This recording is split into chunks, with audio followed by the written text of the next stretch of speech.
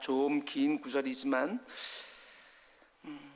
10절에서 23절까지 신약성경 323페이지입니다. 우리 한 절씩 교독하겠습니다. 내가 주 안에서 크게 기뻐함은 너희가 나를 생각하던 것이 이제 다시 싹이 나미니 너희가 또한 이를 위하여 생각은 하였으나 기회가 없었느니라. 내가 빌립바로 말하는 것이 아니라 어떠한 특별든지 나는 자족하기를 배웠노니 나는 비천에 처할 줄도 알고 풍부에 처할 줄도 알아. 모든 일 곧 배부름과 배고픔과 풍부와 궁핍에도 처할 줄 아는 일체의 비결을 배웠노라. 그러나 너희가 내 괴로움에 함께 참여하였으니 잘하였도다. 빌립보 사람들아 너희도 알거니와 복음이 시주에 내가 마게도냐를 떠날 때 요반된 내 일에 중요한 교회가 또 네 위에 아무도 없었느니라. 데살로니가 있을 때에도 너희가 한 번뿐 아니라 두 번이나 나 있을 것을 보내었도다. 내가 소수를 구함이 아니요 오직 너희에게 유익하도록 풍성한 열매를 구합니다. 내게는 모든 것이 있고 또 풍부한지라 에바브로 디도편에 너희가 준 것을 받음으로 내가 풍족하니 이는 받으실 만한 향기로운 제물이요 하나님을 기쁘시게 한 것이라. 나의 하나님이 그리스도 예수 안에서 거룩한 가운데 그 풍성함으로 너희 모든 슬픔을 채우시리라. 하나님 곧 우리 아버지께 세세무궁하도록 영광을 돌릴지어다. 아멘. 그리스도 예수의 하나님 성도에게 각각 문안하라. 나와 함께 있는 형제들이 너희에게 문안하고 모든 성도들이 너희에게 문안하되 특히 가이사의 집 사람들 중 몇이니라. 주 예수 그리스도의 은혜가 너희 심령에 있을지어다. 아멘. 아멘. 오늘은 빌립보서 16번째 시간 그리고 마지막 시간입니다. 오늘 말씀의 제목은 이 세상에서 가장 낭만적인 공동체 교회, 이런 제목으로 말씀 전하도록 하겠습니다. 이 세상에서 가장 낭만적인 공동체인 교회, 어떻습니까? 오늘 설교 제목에 동의하십니까?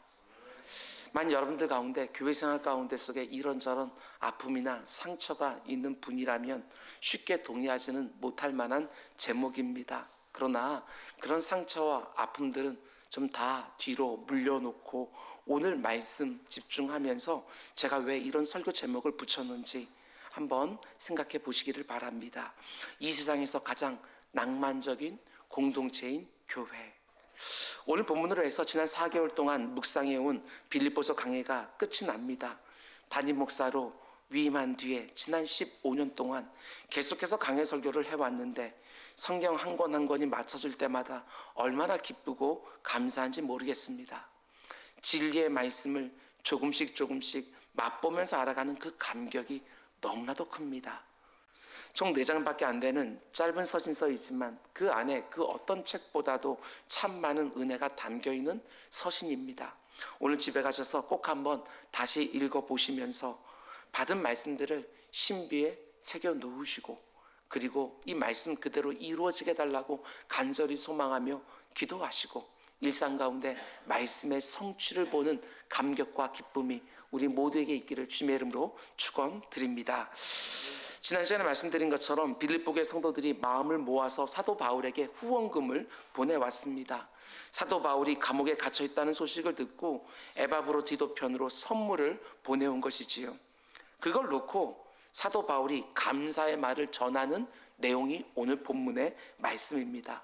그런데 너무나도 특이한 점은 사도 바울이 굉장히 조심스럽게 매우 신중하게 이 감사의 말을 전하고 있다는 점입니다. 왜 이렇게 하느냐? 여러분, 사도 바울이 가지고 있는 선교의 원칙은 우리가 잘 알고 있는 것처럼 자비량 선교입니다. 사도 바울이 3차례 선교여행을 하는데 그 가운데 속에 제1차 선교여행을 할 때에는 아마도 자기를 파송한 안디옥 교회에서 넉넉한 후원금을 받은 것 같습니다. 그런데 제2차 선교 여행을 하다가 고린도 지역에 갔을 때는 갑자기 사도 바울이 일을 하기 시작하는 것을 보게 되어집니다. 아마도 그때 재정적으로 바닥이 나지 않았을까 이런 생각도 해보게 되어집니다. 어쨌든 그때부터 사도 바울은 늘 자비량 선교를 하려고 했던 것을 보게 되어집니다. 다른 사람들의 손을 벌리지 않고 시장에 나아가서 직접 천막을 짓고 수선하면서 그 벌은 돈으로 선교팀에 필요한 재정적인 부분을 충당했던 것을 보게 되어집니다. 참 눈물겨운 선교 사역이지요. 그럼에도 불구하고 사도 바울을 시기하고 대적하는 자들이 어떻게 했느냐? 사도 바울이 돈을 벌려는 상업적인 목적을 가지고 복음을 전한다고 늘 공격했던 것이지요. 말이 안 되는 것입니다. 사실과 전혀 다른 말로 바울을 공격한 것입니다. 그걸 정확하게 알 수 있는 곳이 바로 고린도전서 9장 말씀입니다. 거기 보면 사도 바울이 이번엔 아주 작정하고 그런 자들에게 변론하는 것을 보게 되어집니다. 이런 식으로 말하지요. 우리가 먹고 마실 권리가 없느냐? 바나바와 내가 신령한 것을 뿌렸는데 육신의 것을 취할 권리가 없느냐? 그러면서 이렇게 말합니다. 12절과 13절 다른 이들도 다른 복음 전하는 사람들도 너희에게 이런 권리를 가졌거든 하물며 우리일까 보냐. 그러나 우리가 이 권리를 쓰지 아니하고 범사에 참는 것은 그리스도의 복음에 아무 장애가 없게 하려 함이로다. 참 은혜가 됩니다. 복음에 장애가 될 것 같아서 할 말이 100마디도 넘는데 내가 참는다고, 억울한 소리 다 듣고 참고 있노라고 이렇게 말하는 것이지요. 그러면서 또 이렇게 말합니다. 성전에 일을 하는 이들은 성전에서 나는 것을 먹으며 제단에서 섬기는 이들은 제단과 함께 나누는 것을 너희가 알지 못하느냐. 얼마나 공격을 받았으면 사도 바울이 이렇게까지 말할까? 그리스도의 복음에 아무런 장애가 없게 하기 위해서 내가 참고는 있지만 나에게 복음을 전하고 내 생계를 위해서 내게 필요한 것들을 취하는 권리가 있음에도 불구하고 내가 시장에 나가서 천막 지으면서 지금 복음 증거하고 있다고, 나를 오해하지 말라고 이렇게 말을 하는 것이지요. 바울이 초대교회 성도들에게 후원금을 요구하지도 아니하고 자비랑 성전하면서 일절 깨끗하게 사역을 했지만 그것을 비틀어서 공격하는 사람들이 늘 그 곁에 있었다는 것입니다. 사도 바울이 얼마나 마음이 상했을까? 그런데 왜 사도 바울이 자비랑 성결을 하려고 애를 썼을까? 후원금을 받으면서 사역을 하게 되었으면 훨씬 더 모든 일이 수월할 것이고, 그리고 자기의 모든 시간들을 다 사용해서 복음을 전할 수 있을 터인데 왜 그는 아침과 저녁에는 복음을 증거하고 낮에는 시장에 나가서 천막을 기웠을까? 여러 가지 이유가 있겠지만 그 중에 하나 묵상한 것은 이런 것입니다. 사도 바울이 받은 복음의 성격이 무엇이냐? 그것이 바로 은혜의 복음 아닙니까? 은혜의 복음. 은혜가 무엇이지요? 그 어떤 공로도 없는, 자격도 조건도 안 되는 자에게 하나님께서 베풀어 주시는 값없는 호의, 이게 바로 은혜의 복음입니다. 제가 은혜의 복음을 값없이 먼저 받았고 이제 그 복음을 전하고 있는데 값을 받는다는 것이 사도 바울의 마음에 편치 않았을 것 같습니다. 그래서 자비랑 선교를 어느 시점부터 하기로 작정하지 않았을까, 이런 생각도 해보게 되어집니다. 그런데 지금 빌립보교의 성도들이 바울이 감옥에 갇혔다는 소식을 듣고서 그의 어려운 형편을 돕기 위해서 혹은 위로하고 격려하고 응원하기 위해서 힘나게 하려고 에바브로디도 편으로 선교 후원금을 보내온 것입니다. 그 마음이 절절히 느껴지지요. 그래서 사도 바울이 빌립보교 성도들이 재정적으로 후원해 준 것에 대해서 감사를 표현하고 싶은데 자칫 잘못하면 또 공격의 빌미를 제공할 수가 있는 거예요. 이 마음이 좀 느껴지십니까? 그래서 무려 10개의 구절이나 할애해서 10절부터 19절까지 10개의 구절을 할애해서 아주 신중하게 감사를 표현하고 있다는 것입니다. 이런 맥락에서 오늘 본문을 읽으면 사도 바울이 왜 이런 말들을 했는지 우리가 알 수가 있습니다.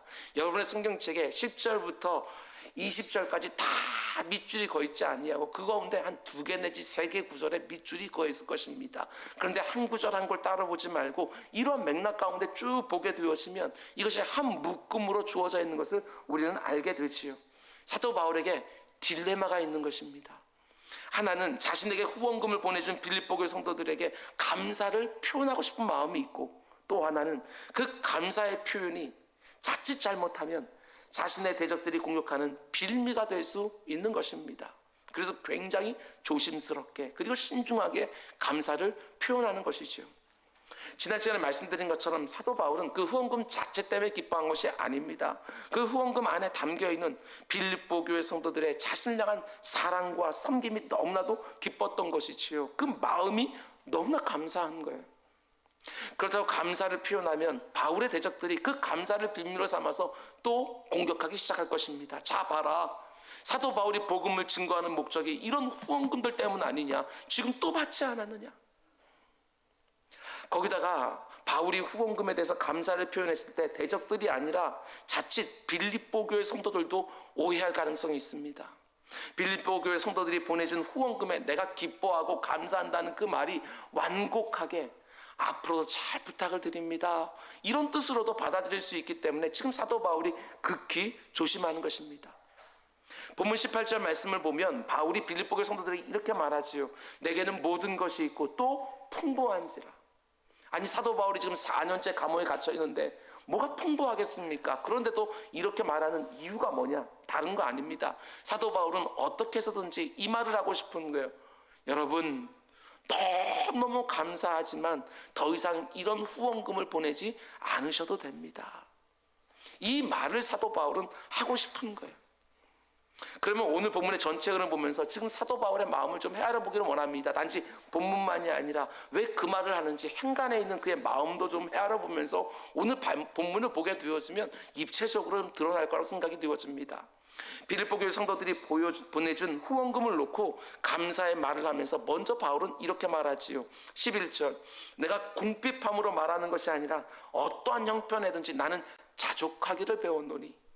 그리고 이어지는 12절 말씀 보더라도 나는 비천에 처할 줄도 알고 풍부에 처할 줄도 알아. 모든 일 곧 배부름과 배고픔과 풍부와 궁핍에도 처할 줄 아는 일체의 비결을 배웠노라.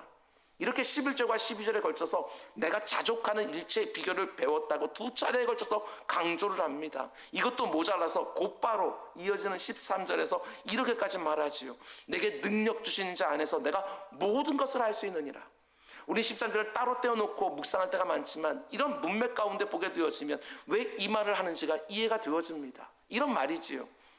여러분들이 후원금을 보내주면 주님의 일을 제가 잘할 수 있고, 후원금을 잘 보내주지 않으면 하는데 많은 지장이 있습니다. 이게 아니라 후원금의 유무와 전혀 상관없이, 후원금의 많고 적음에 상관없이 여러분들이 후원금을 보내주지 않는다 할지라도 내게 능력 주시는 자 안에서 내가 이 복음지의 사역 얼마든지 할 수 있습니다. 이렇게 말하고 싶은 거예요. 후원금을 보내주지 않는다고 해서 복음을 못 전하는 것이 아니라고 그걸 밝혀주고 싶은 것입니다. 여러분, 그런데 14절 말씀 보게 되어지면 분위기가 좀 바뀝니다. 뭐라고 시작하지요? 그러나로 시작되는 것을 보게 되어져요. 그러나라는 접속사는 앞에 있는 문맥과 뒤에 있는 문맥에 반전이 생길 때 우리가 이런 접속사를 쓰지 않습니까? 이런 말이지요.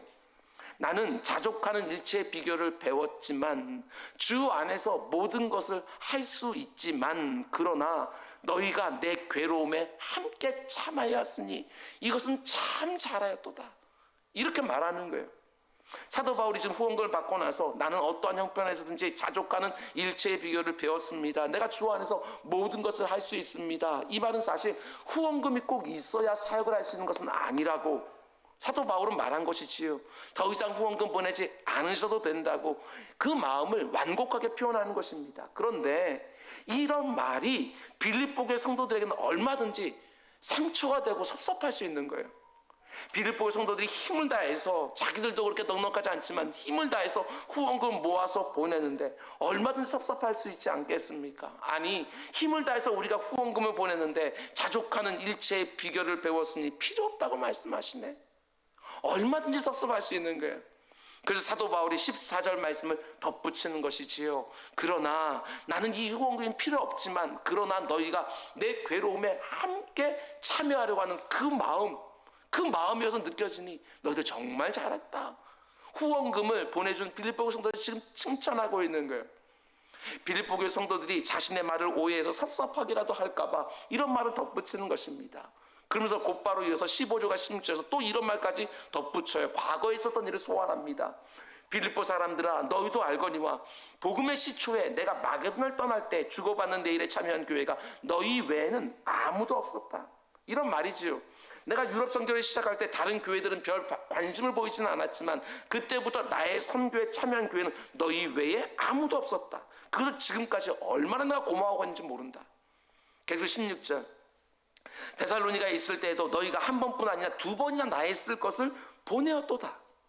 내가 데살로니가에서 복음을 전하고 있을 때도 너희들이 한 번만이 아니라 두 번씩이나 나의 쓸 것을 보내준 것을 내가 지금도 기억하고 있다. 그때 그 일을 얼마나 고맙게 생각하고 있는지 바울이 자기의 마음을 표현해 준 것입니다. 지금 감옥에 갇혀 있는 자신을 위해서 후원금을 보내준 빌립보교의 성도들이 절대로 섭섭하지 않도록 예전에 그들이 보여준 관심과 섬김과 사랑을 소환해서 자신의 감사한 마음을 절절하게 표현해 주고 있는 거예요. 그러면서도 또 17절 가면 다시 이렇게 말합니다. 분위기가 또 바뀌어요. 17절, 내가 선물을 구함이 아니요, 이런 말이지요. 이게 사도 바울이 정말 하고 싶은 말인 거예요. 예전에 너희들이 복음 증거사에게 관심을 갖고 후원금을 보내준 것은 너무나도 감사하지만 그때도 내가 후원금을 너에게 요구한 것 아니고 앞으로도 후원금을 요구하진 않을 거다. 지금 이 말을 하고 있는 것입니다. 일체의 비결을 배웠고 주님께서 내 필요를 언제나 공급해 주셨고 너희들이 마음 가운데 그런 부담, 의무 이런 거 질 필요 절대로 없다. 그러나 너무나도 감사한다. 너희들이 나와 함께 해줘서 너무나도 고맙다. 이 말하는 것이지요. 그 의도와 이렇습니다. 자신을 대적하는 자들에게 공격의 빌미도 제공하지 아니하고 자신을 후원하는 빌립보교의 성도들도 섭섭하지 않게 하고 그러기 위해서 정말 세심하게 정말 지혜롭게 자기 마음속에 있는 기쁨과 감사를 무려 10개의 구절을 사용해서 표현해주고 있는 거예요. 여러분, 저는 이 부분을 묵상하면서 행간에 있는 사도 바울이 느껴지면서 참 많은 생각이 들었습니다. 우리 교회가 후원하고 있는 선교사님들의 관계에 대해서도 한번 생각해 보았고 또 오해 없이 감사의 말을 전한다는 게 얼마나 어려운 일인지도 생각해 보았습니다. 그런데 특별히 제 마음 가운데 도전이 되었던 것은 사도 바울이 빌립보 교회 성도들에게 자신의 진실한 마음을 전하기 위해서 정말 애를 쓰고 있는 이 모습, 이게 너무나도 도전이 되었습니다. 행간에서 느껴지는 사도 바울의 마음 앞에서 저의 15년 동안의 담임 목회 사역도 돌아보게 되었습니다. 왜 내 마음을 몰라줘? 이게 아니라 자신의 마음을 조금이라도 오해하지 않게 하기 위하여 정말 최선을 다해서 정말 조심스럽게 말하고 있는 사도 바울의 모습 가만 보면 제가 여러분들이 잘 이해할 수 있도록 제 마음을 제대로 표현하지도 못했으면서도 왜 오해하냐고, 왜 내 마음을 몰라주냐고 섭섭할 때가 종종 있었거든요. 제가 제대로 말하지 못했구나, 내가 오해할 만하게 얘기했구나. 그런데도 이런저런 오해가 생기게 되어지면 남 탓을 하면서 그걸 힘들어할 때가 종종 있는 것이지요. 제가 볼 때 너무나도 게으른 것 같습니다. 내 마음을 전할 때에 어떻게 하면 그 사람들이 오해하지 아니하고 내 진실된 마음을 제대로 받아줄까, 정말 이런데 신경을 또 쓰고 내 생각과 그 사람의 생각이 다른데 내 하는 생각이 이만큼 있다 할지라도 그 생각 가운데 이 말을 쭉 던졌다 할지라도 그 사람은 준비가 되지 않은 상태에서 그 말을 듣게 되어지면 얼마든지 오해할 수 있는 것이고 그 일로 내 얼마든지 분쟁이 생길 수 있는데 가만 보게 되어지면 문제가 생길 때 우리들이 너무나 게으른 거예요. 게을러서 좀 더 10개 구절을 사용해서 말했으면 오해하지 않을 터인데 한 구절 뚝 띄어서 말해주고 한 구절 뚝 띄어서 말하고 나니까 그 가운데 오해가 생기고 싸움이 생길 때가 너무너무 많은 거예요. 단지 교회생활 뿐이겠습니까? 가정에서도 일터에서도 사도 바울의 이 모습, 이 마음을 저와 여러분이 좀 배워야 되지 않겠습니까?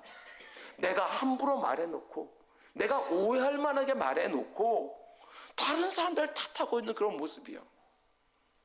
동시에 여러분, 다른 사람들이 함부로 말하고 오해할 만하게 말한다 할지라도 뭘 말하려고 하는지 그걸 주의해서 들으려고 애를 쓰는 우리 모두가 되기를 원합니다. 이것만 우리가 잘하더라도 교회 생활이든 가정 생활이든 아니면 일터에서든 정말 많이 평안해질 거라는 생각을 해보게 되었습니다. 여러분, 대화하는데 내 마음 표현하는데 게으르지 마십시오.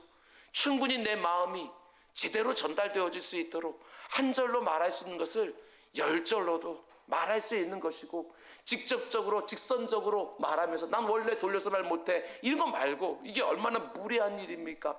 그 사람 입장을 생각하면서 뱅뱅 돌리더라도 어렵게 그 말을 갖다가 꺼낸다 할지라도 그 가운데 서로들 오해가 없도록 저도 그렇고 여러분도 그렇고 말하는 것은 더디하고 듣는 것은 속히 하면서 얼마든지 피해갈 수 있는 오해와 갈등에 넘어지지 아니하고 성도의 하나됨을 힘껏 지켜가는 우리 모두가 될 수 있기를 주님의 이름으로 축원을 드립니다.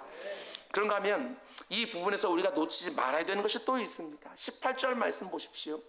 여기 사도 바울이 빌립보교의 성도들이 보내준 후원금을 뭐라고 표현하는지 굉장히 중요한 부분입니다. 이렇게 말합니다. 내게는 모든 것이 있고 또 풍부한지라 에바브로디도 편에 너희가 보내준 것을 받음으로 내가 풍족하니 이는 받으실 만한 향기로운 제물이요 하나님을 기쁘시게 한 것이라. 우리가 선교비를 보내고 가난한 이웃을 위해서 구제비를 사용하는 일이 실질적으로 어떤 의미인지 신학적인 토대를 가르쳐 줍니다. 우리가 드린 선교비와 구제비가 선교지의 힘이 되어지고 힘들고 어려운 이웃에게 도움이 되는 것은 분명하겠지만 그것보다 먼저 1차적으로 하나님을 기쁘시게 하는 향기로운 예물이라는 사실을 여러분 절대로 잊으면 안 돼요. 사도 바울이 뭐라고 말합니까? 선교지의 사역을 위한 선교비와 가난한 이웃을 돕기 위한 구제비를 가리켜서 하나님이 받으실 만한 향기로운 제물이라고, 하나님께 드린 예물이라고 말하는 거예요. 빌립보의 성도들이 보내준 그 후원금이 자신을 위한 후원금을 생각하는 것이 아니라 자신에게 복음을 전하게 하신 하나님께 드린 예물이라고, 하나님이 그토록 원하시는 복음 증거를 위해서 드린 향기로운 제물이라고 지금 말하고 있는 것이지요. 그래서 이렇게 봐야 19절 말씀을 또 우리가 오해하지 않고 받을 수 있는 거예요. 18절 19절 말씀을 딱 연결해서 보게 되어지면 19절 사도 바울은 이렇게 말합니다. 나의 하나님이 그리스도 예수 안에서 영광과 은혜 그 풍성한 대로 너희 모든 쓸 것을 채우시리라. 우리가 이 밑줄 그으면서 이 말씀을 얼마나 좋아합니까? 하나님께서 내 모든 쓸 것을 채워주신다, 이렇게 되어져 있는데, 아니요, 앞에 있는 18절 말씀과 연결해서 보아야 되는 거예요.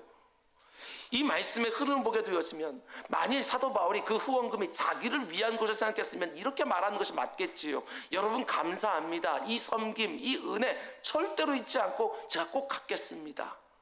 그런데 자기를 위한 것이 아니라 하나님께 드린 예물이라고 생각하니까 나의 하나님이 너에게 갚으시리라, 이렇게 되어지는 것이지요. 내게 주어진 거라고 하면 내가 갚는 것이지만 하나님께 드려진 예물을 생각하니까 하나님께서 너희 모든 쓸 것을 갚으시리라, 이렇게 말하는 거예요. 빌립보교의 성도들이 보내준 후원금이 바울 자신을 위한 후원금이 아니라 바울이 하고 있는 복음 증거 사역을 위한 후원금이 생각하니까 그것은 하나님께 드려진 향기로운 예물이고, 그렇기 때문에 그 예물을 받으신 하나님께서 너희들이 쓸 것을 채워주실 거라고 말하는 것이죠. 사도 바울이 이렇게 생각하고 있는데 빌립보교의 성도들이 보내준 그 후원금을 허투루 쓰겠습니까? 예물이라고 생각하고 있는데 자기가 보내준 거라서 하면 자기 뜻대로 사용하겠지만 철저하게 하나님의 뜻대로 사용할 수밖에 없는 거예요. 하나님께 드려진 예물을 생각하고 있으니까. 이게 너무나도 중요한 거예요. 그런 면에서 사도 바울이 지금 계속해서 기쁘다고 말하고 있는데 그 이유가 무엇이냐? 그건 다른 것이 아니라 내 피로가 채워졌기 때문에 기쁘다고 말하는 것이 아니고, 자신이 너무나 사랑하는 빌립보교의 성도들에게 이 일이 복이 될 것을 확신하기 때문에 사도 바울이 기뻐하는 거예요. 여러분 목회자의 마음을 좀 보셔야 되는 거예요. 헌금 선교하지 마라, 헌금 선교하지 마라, 이런 게 아니라 목회자가 만일 재정적인 어떤 필요 때문에 성도들의 그 헌금을 모으려고 그 설교를 한다고 한다면 목회자에게 문제가 분명히 있겠지만, 오늘 말씀 보게 되었으면 성도들이 구제비를 보내고 그리고 선교비를 보내고 이 모든 하는 그 헌금 행위를 가리켜서 하나님께 드려진 예물이라고, 하나님이 너희들이 쓸 것을 채울 거라고 이렇게 말하는 것이지요. 저는 이게 참 저 같은 목회자에게는 너무나 큰 도전이 되었어요. 사도 바울이 여기서뿐만이 아니라 디모데전서 6장을 보더라도 자기가 사랑하는 그 영적인 아들 디모데에게 이렇게 말하는 걸 보게 되었습니다. 네가 이 세대에서 부한 자들을 명하여 마음을 높이지 말고 정함 없는 재물에 소망을 두지 말고 오직 우리에게 모든 것을 후히 주사 누리게 하신 하나님께 두며. 지금 에베소께서 목회하고 있는 젊은 목회자 디모데에게 사도 바울이 너 그렇게 말하면 안 돼, 강하게 명령해. 교회 안에 부자들 있지, 그 부자들에게 똑똑히 말해. 마음 높이지 말고 정함이 없는 재물에 소망 두지 말라고. 그 대신에 모든 것을 넉넉히 주시고 후히 주시고 누리게 하신 하나님께 소망 두라고 말해. 그리고 그 재물 하나님께 주신 것이니까 그 재물 가지고 선을 행하고 선한 사람 많이 하게 하고 나누어 주기를 좋아하게 하고 너그러운 자가 되게 하라고. 왜? 그것이 바로 네가 지금 섬기고 있는 그 교회에 있는 그 부자들을 잘 섬기는 방법이라고.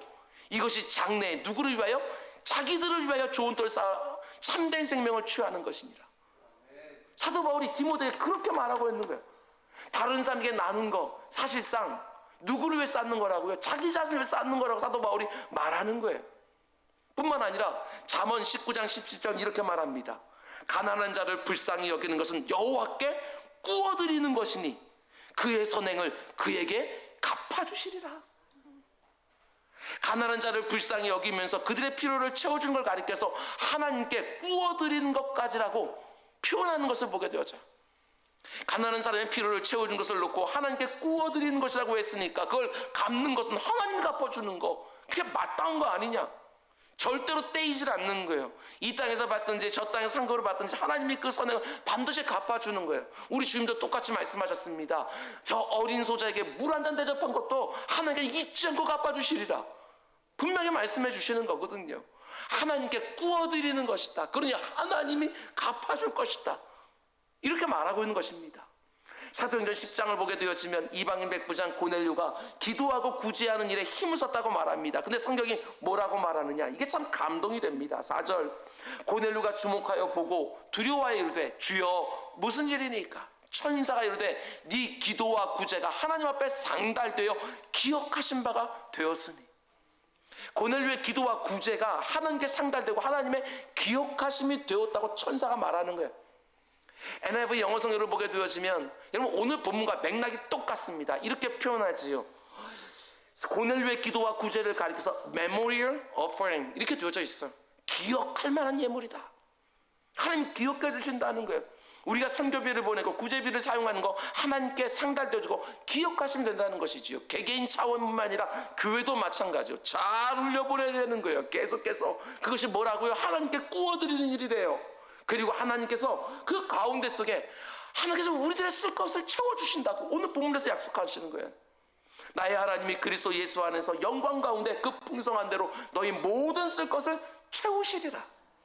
내가 내 쓸 것을 챙기는 것들이 아니라 나는 계속 흘려보내게 되었지만 하나님께 내 쓸 것은 계속해서 채워주시겠다고. 여러분 이 말씀이 우리 삶 가운데 정말 경험되기를 주님의 이름으로 축원을 드립니다.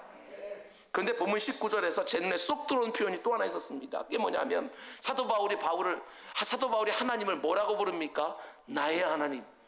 이렇게 부른 걸 보게 되어져요. 나의 하나님이 그 풍성한 대로 너희 모든 쓸 것을 채우시리라. 여러분 사도 바울이 여기서만 하나님을 나의 하나님을 부른 것이 아니라 앞에 나오는 1장 3절에서도 이렇게 말합니다. 내가 너희를 생각할 때마다 나의 하나님께 감사하며. 여러분 이 말씀을 빌립보의 성도들이 들었을 때 어떤 느낌 들었을까? 이 표현이 왜 제 눈에 들어왔냐면 구약 성경을 보게 되었지만 나의 하나님이라는 고백들이 꽤 나옵니다.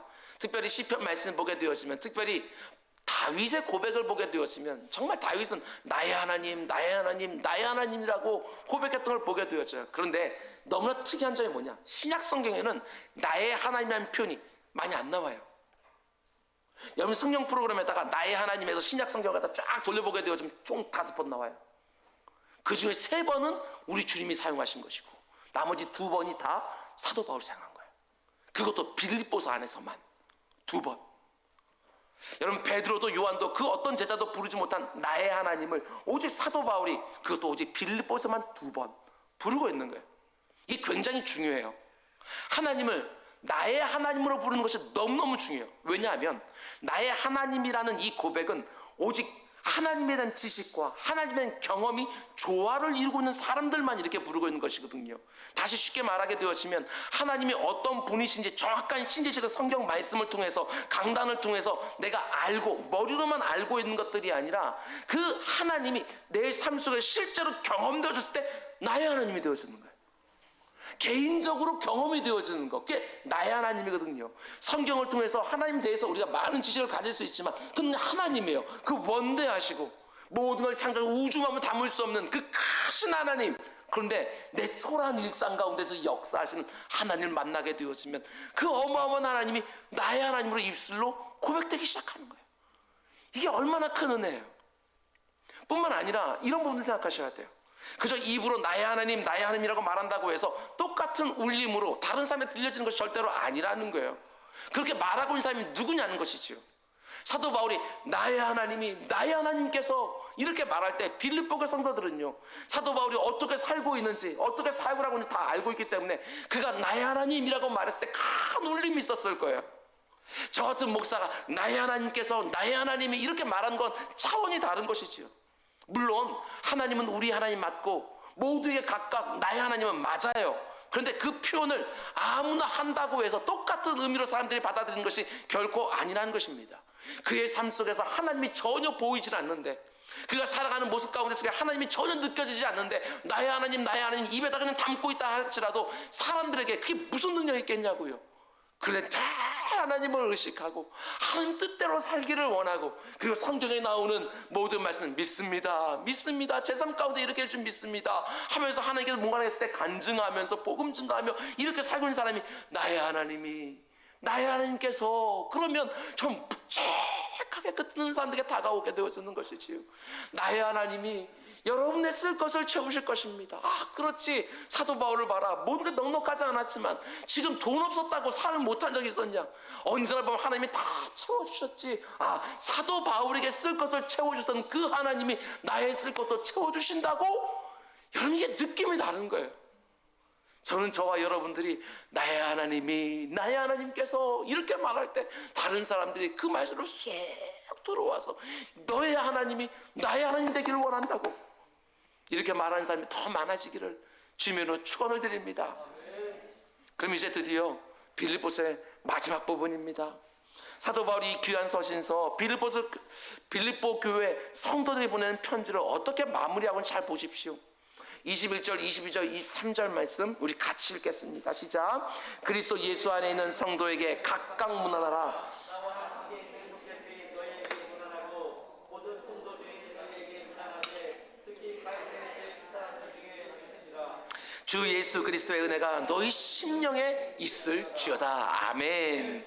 여러분, 빌립보서의 마지막 부분은 사도 바울의 빌립보 교회 성도를 향한 문안 인사로 끝이 나요. 여러분, 문안 인사라고 해서 그저 의례적이나 형식적인 인사가 아닙니다. 이 안에도 묵상거리 너무너무 많이 있어요. 지금 사도 바울은 빌립보 교회 성도들이 준비한 후원금을 가지고 온 그 에바브로디도 편에 이 편지를 써서 보내고 있는데, 이 편지는 분명히 빌립보 교회의 지도자들에게 먼저 전달될 것입니다. 그래서 사도 바울은 그 지도자들에게, 자기의 편지를 먼저 받게 될 그 지도자들에게 부탁하는 거예요. 21절, 그리스도 예수 안에 있는 성도에게 각각 문안하라. 여기서 중요한 표현이 바로 각각이라는 표현이에요. 이런 말이지요. 빌립보 교회 안에 있는 한 사람 한 사람에게 나의 안부 인사를 개별적으로 꼭 전해 주십시오. 이렇게 부탁하는 거예요. 여러분, 이게 바로 성도들을 진짜 사랑하는 목회자의 마음이 아닐까 생각했습니다. 진실한 목회는 결코 한 교회에 속한 성도들을 집단으로 대하지 않아요. 집단으로 n분의 1로 생각하지 않는다는 사실이에요. 한 사람 한 사람을 각각 귀하게 여긴 것이 바로 목회자의 마음이 되어야 되는 것이죠. 교회에 속한 한 사람 한 사람에게 나의 안부 인사를 꼭 전해 주십시오. 꼭 각각 문안해 주십시오. 목회를 하면서 우리 교회가 430명인데 그 가운데 100명이 쑥 나가고 100명이 이렇게 쑥 오게 되어지면 똑같이 430명이니까 뭐 플러스 마이너스 뭐 괜찮아, 이게 아니라는 거예요. 한 사람이 은혜 받아서 막 충성되게 열심히 일하고 있는데 한 사람이 시험 들어 낙심해서 저기 가서 주저앉아 있으면 여기서 너무나도 기쁜 일이 있다 할지라도 그 사람의 마음이 너무나 신경 쓰는 게 목회자의 마음 아니에요. 각각으로 보는 거예요. 집단적으로 올해 재정이 이만큼 되었으니까 이게 아니고 사업보다 어려움 있는 그 가정 하나하나를 갖다 보이기 시작하는 게 이게 목회자의 마음이지, 집단으로 처리하는 게 아니에요. 각각 문안하는 거예요. 여러분, 초대교회의 특징 중에 하나는 서로에게 관심이 많았다는 것입니다. 굉장히 중요한 부분이에요. 오늘날도 보게 되어지면 작은 교회일수록 서로에 대해서 관심이 많지 않습니까? 그게 부담스러워서 큰 교회 가는 사람들이 얼마나 많이 있는지 몰라요. 그런데 교회가 커지면 커질수록, 물론 어떤 사역을 더 효율적으로 더 전문적으로 할 수 있을지는 모르겠지만, 문제는 서로를 향한 관심이 떨어지는 거예요. 끈끈한 유대감들이 점점 사라지는 거예요. 요즘 이런 경향이 가정 안에서도 교회 안에서 많이 있는 것 같습니다. 누군가가 나에게 관심을 보이면 마치 입으로 말하지는 않지만 관심 끄세요. 내일은 내가 알아서 하니까 관심 끄세요. 이런 식으로 대응할 때가 얼마나 많은지 몰라요. 심지어 가정 안에서도 배우자에게 마치 관심 끄라고, 내가 알아서 할 테니까. 자녀들이 부모를 향해서도 관심 끄라는 식으로 말할 때가 얼마나 많은지 몰라요. 아버지의 인생, 그리고 나의 인생. 교회는 점점 더 심해지는 것 같습니다.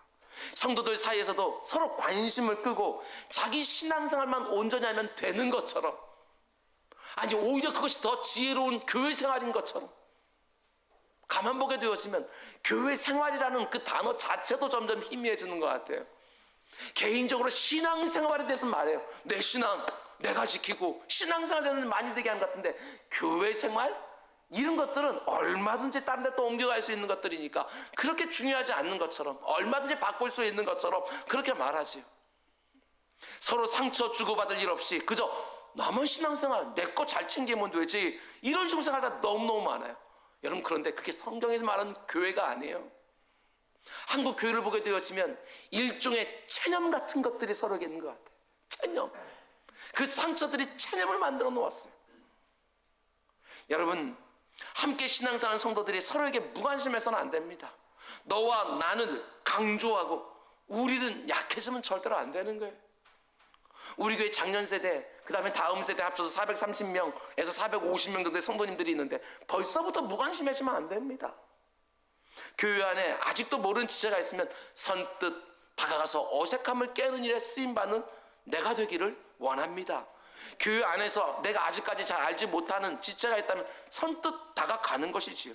우리 교회 하면서 교회 전체를 지칭하며 공동체를 사랑하고 섬기는 것도 너무나도 귀하지만 각각 무난하는 것, 여러분 이 중요성을 놓치면 안 돼요. 각각 눈을 마주치면서 무난한 것, 이게 교회에서는 너무나도 소중한 거예요. 많은 성도들이 이렇게 말합니다. 공동체 의식이 중요하다고. 예, 너무너무 중요하지요. 그런데 공동체 의식을 가지려고 할 때 가장 기본이 뭐냐? 그게 바로 서로 무난이에요. 인사가 기본이라고요. 거기서부터 공동체 의식이 커져가는 것이 아니겠습니까? 우리 집 아이가 동네 지나가는 어르신들에게 인사만 잘해도 야, 네 집 자식인지 몰라도 교육 잘 받았구나, 이렇게 말하는 것처럼 모든 인간관계의 기본이 문안이라고요. 주일날 교회 오실 때 이런 생각을 좀 하시기 바랍니다. 오늘 내가 서먹서먹한 누구하고 얼굴 좀 타야 되겠다, 이런 생각 좀 하고 오는 거예요. 주일날 교회 와서 하나님께 문안하는 건 너무너무 당연한 것이고, 여러분 다른 사람들하고 문안하는 것도요, 사역이에요. 사역. 지금은 코로나19 때문에 많이 어려움이 있지만 좀 안전해지면 남자 성도님들은 서로 만나면 누구라도 처음 보게 되었으면 손부터 내밀고 악수부터 먼저 하고, 밖에 나가서 영업할 땐 다 그렇게 하잖아요. 교회에서는 영업하는 건 아니지만 주 안에서 손 내밀어서 악수하고, 우리 자매님들은 서먹서먹하지 않으면 좀 한 번씩 이렇게 안아주면서 하늘 잘 지냈냐고, 보고 싶었냐고 서로 무난하고, 어르신들이 있으면 몸 불편한 데 없냐고 얘기하고, 구역시켜도 보면 애들 잘 크냐고 한 번씩 얘기를 하고, 이게 교회라고요. 이 모습이. 교회 처음 방문한 분을 보셨습니까? 그분이 나를 통해서 공동체 안에 잘 들어올 수 있도록 내가 먼저 무난하고 환영하는 분들이 많아지길 주님으로 축원을 드립니다. 서로 무난하는 교회가 좋은 거예요. 그런데 오늘 본문을 보게 되었지만 이 부분도 특별합니다. 사도 바울이 지금 문안을 하는데 혼자만 문안하는 게 아니에요. 여러 사람들과 함께 문안한다는 점이 참 또 보기 좋습니다. 먼저 21절 뒷부분을 보면 이렇게 되어 있지요. 나와 함께 있는 형제들이 너희에게 문안하고. 이게 별거 아닌 것 같지만 굉장히 특별합니다. 사도 바울이 지금 감옥에 갇히든 아니면 자택 격리 상태에 있든 모든 부자연스럽지만 그의 곁에 몇몇의 성도들이 있었던 것 같습니다. 그런데 그 성도들도 빌립보 교회 성도들에게 편지 쓴다는 걸 알고 자기 문안도 전해달라고 바울에게 부탁한 것 같아요. 아마 이런 식이었겠지요. 바울이 빌립보 교회 성도들에게 편지를 쓴다는 것을 그들이 알고, 바울 선생님, 저도 빌립보 교회 성도들에게 문안하고 싶다고 꼭 좀 전해주십시오, 이러지 않았을까? 바울의 문안 인사에 자기들의 문안 인사도 넣고 싶은 거예요. 왜 이게 특별하냐? 여러분, 빌립보 교회는 우리가 사도행전 16장에서 보는 것처럼 유럽에서 첫 번째 세워진 교회예요. 그런데 계속해서 복음 증거 사역이 이루어졌으니까, 여러분 지금 사도 바울 같이 있는 사람들은 이 빌립보 교회 성도들이 누구인지 지금까지 단 한 번도 만나지 못한 성도들이 가능성이 높아요. 인면식이 없는 성도들일 수도 있어요. 그럼에도 불구하고 그들의 문안 인사를 하고 싶은 거예요. 제 문안 인사도 꼭 좀 전해 주십시오, 함께. 일면식도 없지만 그래도 무난하고 싶은 것이 그리스도 안에 있는 성도들의 하나됨이라는 것이지요. 이게 바로 신학적으로 보게 되면 보편적 교회의 하나됨이에요. 여러분, 은주학교회가 있고 산서울교회가 있고 평강교회가 있고 성산교회가 있고 다 그렇게 이름은 다른 교회들이 다 있는 건 지역교회라고 말하는 것이고, 예수 그리스도의 피로 하나가 된 보편적인 교회, 온 이 지구상에 있는 모든 교회는 예수 그리스도를 주라고 그리스도라고 고백하는 교회들은 다 하나라고 고백하는 거, 이게 바로 보편적 교회예요. 어디 그냥 가서 교회 다닌다 그러면 저는 갑자기 그냥 마음이 놓이기 시작을 하고 마음도 편안해지고 반갑고 막 이런 것들이 우리들은 모습 아니에요? 처음 보는 사람에도 불구하고 우리가 많은 교회들과 선교지에 지금 재정적으로 후원하고 있지만, 동역하고 있지만 그 가운데 우리가 얼굴 한번 봤습니까? 우리는 얼굴도 보지 못했어요. 그럼에도 불구하고 새벽에 기도해요. 그리고 선교비를 갖다 기도하고 또 헌금을 하고 그것을 갖다 흘려보내는 것들이에요. 왜 이렇게 하지요? 교회는 하나이기 때문에 그래요. 보편적인 그런 모든 교회 안에서 형제가 되고 자매가 되어지는 거.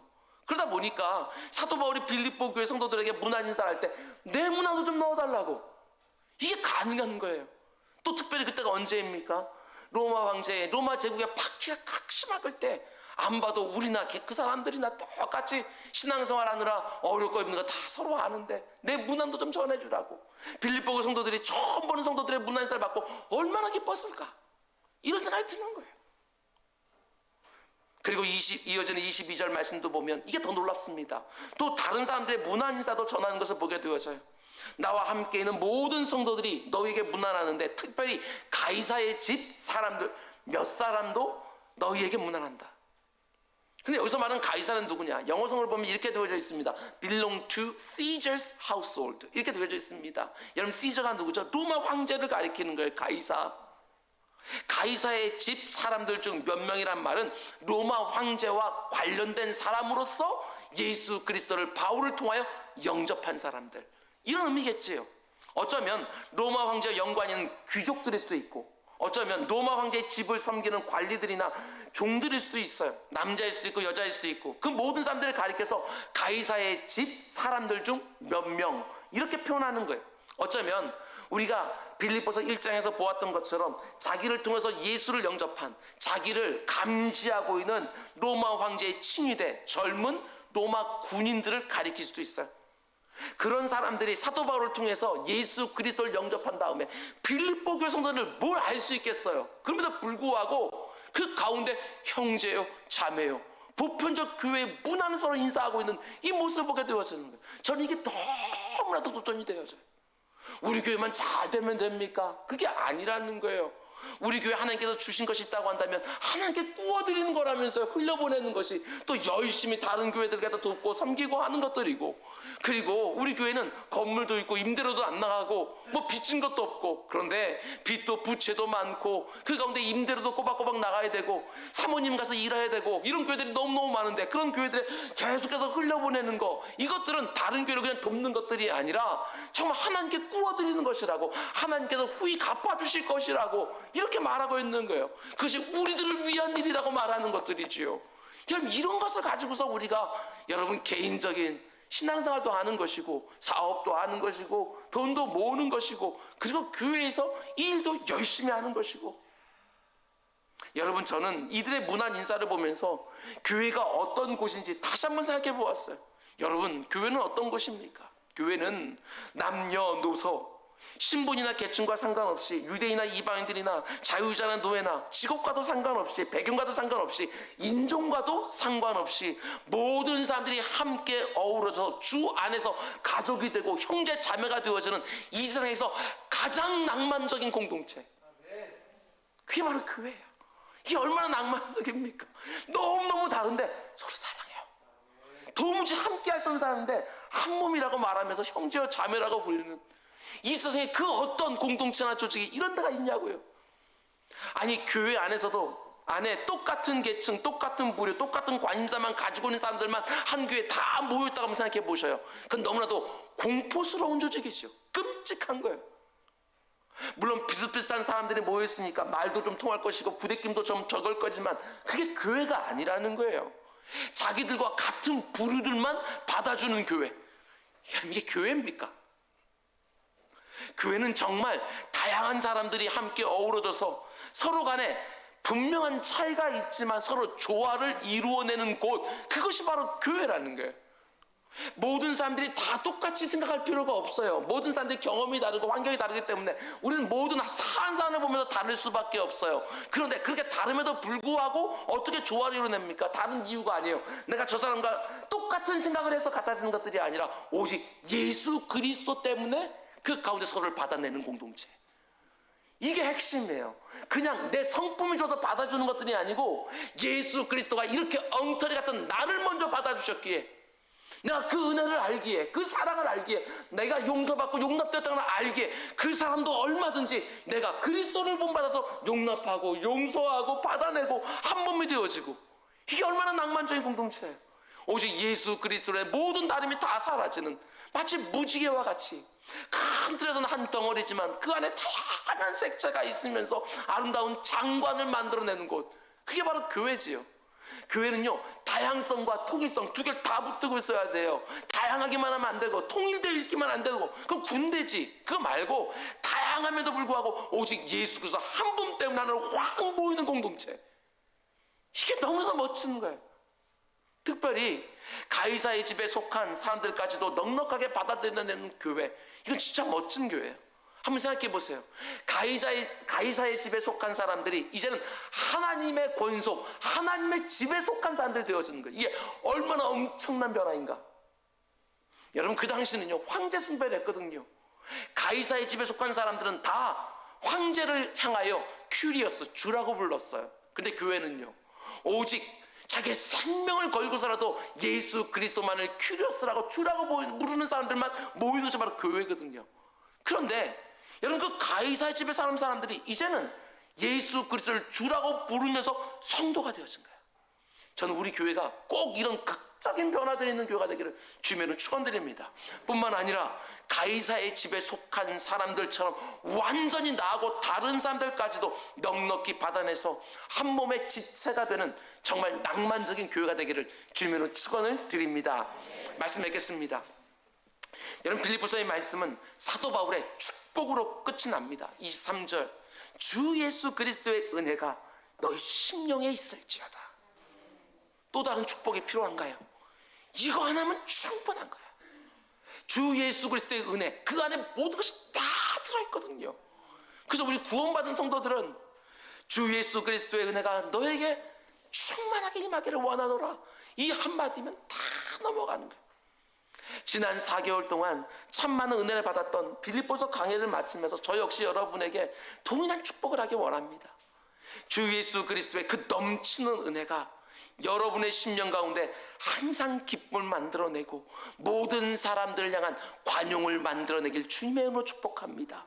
주 예수 그리스도의 그 신비한 은혜가 여러분의 심령 가운데 풍성하게 임하여 어떠한 형편 속에서 자족할 수 있는 일체의 비결이 생기길 주님의 이름으로 축복합니다.